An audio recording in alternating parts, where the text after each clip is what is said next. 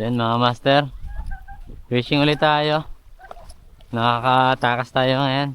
Itong gamitin natin na yung ating Master B-Boy Tropical Bite. Yan, hard coated na ito mga master ha. Yan o, sobrang tigas na ng ano yan, ng kanyang ano, hindi nyo na basta-basta magagasgas yan. Di rin ito natutuklap. Ano nyo lang siya, mapupudpud siya pero hindi matutuklap yan, hindi kagaya ng resin.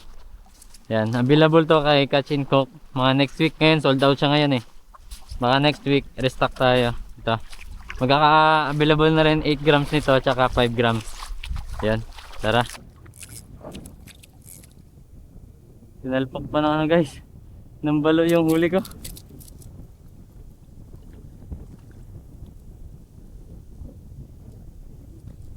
Yan ang na agawin ng balo.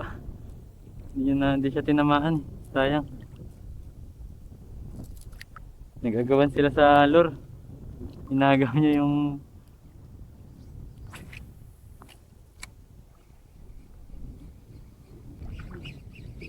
yan guys, yun. Kaya to. Uy. Okay. Dumadali yung ano natin oh. Yun oh, pangalawang isda na ikikip natin. Ating tropical bite. Yan.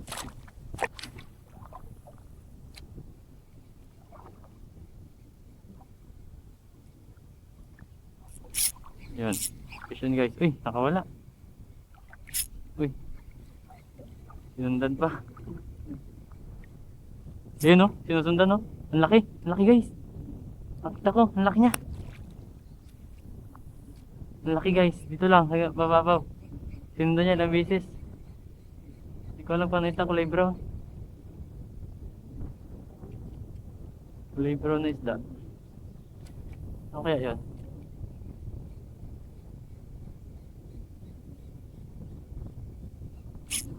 Yun na, vision. Yun guys.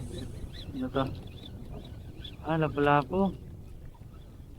Grouper guys, grouper. Wala yung sumusunod. Ayun o. Guys. Grouper.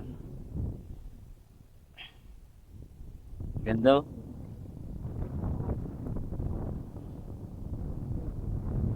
Check natin sa malaki.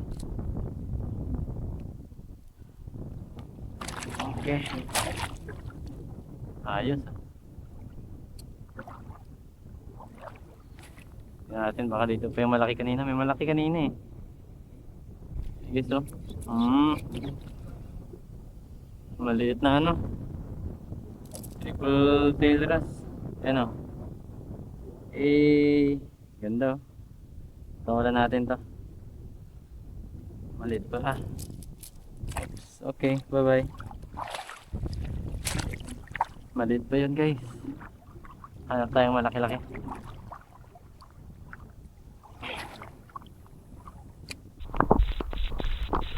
Alright.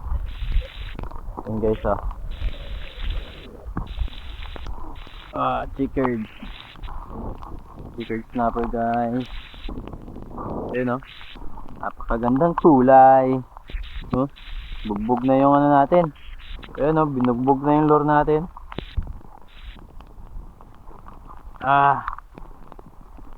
Bugbog. Bugbog sarado. Okay guys. Grouper ulit, grouper. Okay. Sarado na. Puno na yung ano natin oh.